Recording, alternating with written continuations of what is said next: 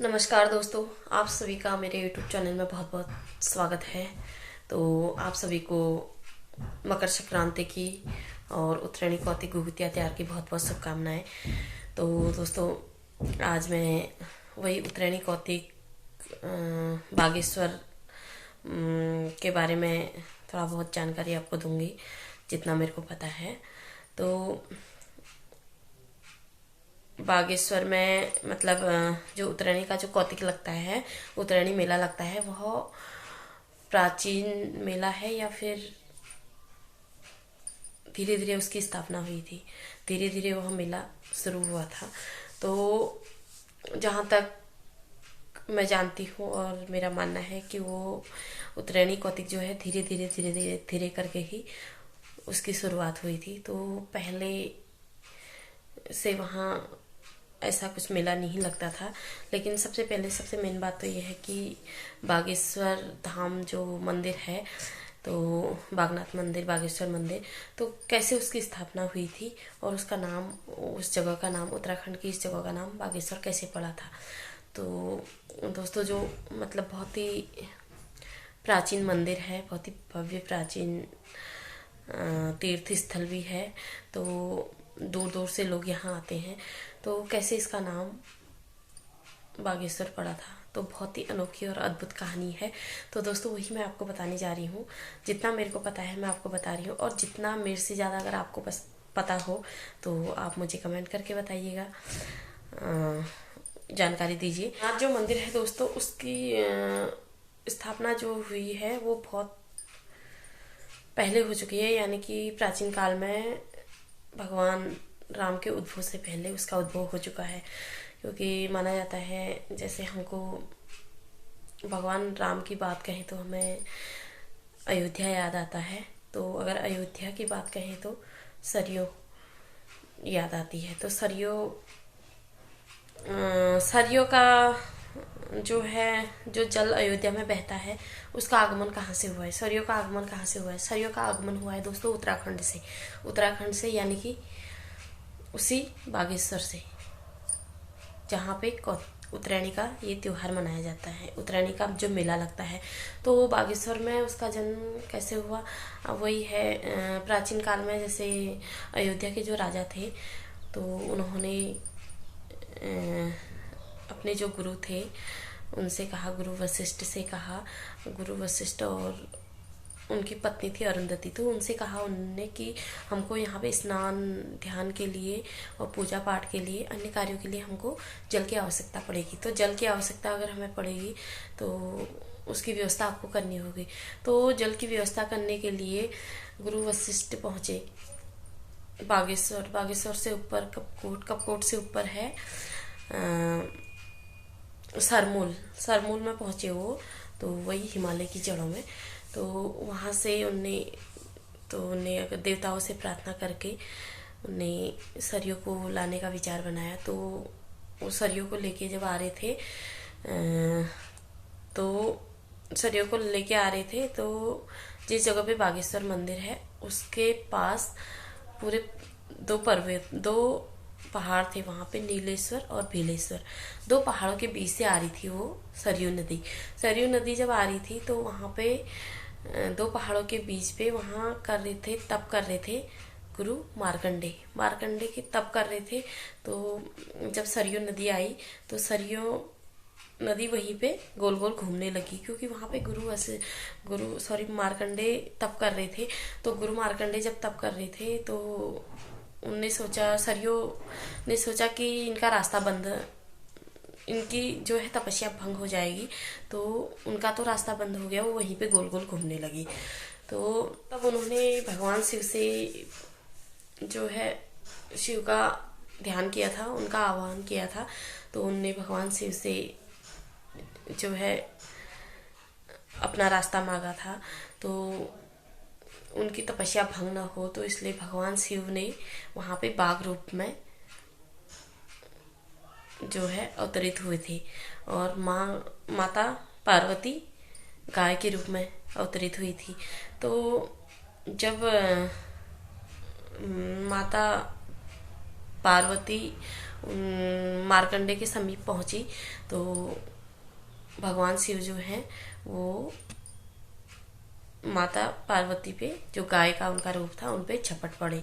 तो अचानक से गुरु मार्कंडे की तपस्या भंग हुई तो उठे और वो अपना अस्त्र उठा के जैसे ही भगवान शिव को, मतलब बाघ को रोकने की कोशिश करने लगे, तो वहीं पे भगवान शिव ने अपना रूप धारण कर लिया। तो भगवान अपने रूप में आ गए, अपना रूप धारण कर लिया और सरयू को रास्ता मिल गया, वो अपने रास्ते चली गई। तो वहीं से सरयू का आगमन होता है। और तो इसी कारण, यही कारण था दोस्तों कि वहाँ पे भगवान शिव और माता पार्वती साक्षात अवतरित हुए थे। तो इसी कारण से वहाँ का नाम व्याघ्र धाम पड़ा था, पहले व्याघ्रेश्वर पड़ा था। व्याघ्रेश्वर मंदिर के रूप में वहाँ पे स्थापना हुई थी। तो फिर धीरे धीरे करके वहाँ का नाम बागेश्वर पड़ा, कारण वहाँ का नाम बागेश्वर पड़ा। और वहाँ पे शिव भोलेनाथ का जो वहाँ पे मंदिर बनाया गया है, बागनाथ मंदिर, तो उस मंदिर के अंदर एक ऐसा अनोखा लिंग है जो शायद दुनिया में कहीं नहीं होगा। उस लिंग में ही माता पार्वती और शिव का आकार बनाया हुआ है साथ में। तो बहुत ही सुंदर जो है मंदिर है वहाँ, बहुत ही भव्य मंदिर है। तो वहाँ पे फिर एक तो नाम उसका बागेश्वर तब पड़ा, फिर धीरे धीरे वहाँ तीर्थ स्थल था। तीर्थ स्थल तो माघ के महीने में स्नान करने को बहुत ही शुद्ध माना जाता है। तो माघ के महीने में वो लोग वहाँ पे काफ़ी लोग दूर दूर से स्नान करने आते थे। तो वहाँ पे कुटिया बना के रहते थे। तो कुटिया बना के रहते थे तो पहले से तो स्नान काफ़ी टाइम तक चलता था, पूरे महीने भर स्नान चलता था। तो वहीं पे कुटिया बना के लोग रहा करते थे। फिर धीरे धीरे धीरे धीरे करके वहाँ पे गांव बसने लगे। तो अब तो वहाँ पे काफ़ी बहुत बड़ा जो है पूरा शहर बन चुका है, बहुत अच्छी जगह बन चुकी है वहाँ पे। तो वहाँ पे सरयू और गोमती का भी मिलन होता है। वहाँ पे दो नदियों का साथ में मिलन होता है, सरयू और गोमती का। तो इस प्रकार से वहाँ पे फिर धीरे धीरे धीरे करके लोगों ने मकान बनाए। फिर वहाँ जब स्नान करने आते थे तो लोग स्टार्टिंग में हुड़की बजती थी, और उस टाइम पे वही होता था, हुड़का हुआ करता था, हुड़का बजाते थे। तो झोड़ा चाचरी इस तरीके के झोड़े गाते थे, गाना गाते थे रात रात भर आग आग जला के। तो पूरी महफिल जैसी जम जाती थी। तो धीरे धीरे धीरे धीरे करके दोस्तों वहाँ पे मेला लगने लग गया। फिर लोग बाहर से आने लग गए, धीरे धीरे करके व्यापारी लोग आने लग गए वहाँ पे। तो वो सब थोड़ा थोड़ा थोड़ा थोड़ा करके मेला लगाने लगे, दुकानें लगाने लगे, मतलब दुकानें लगने लगी।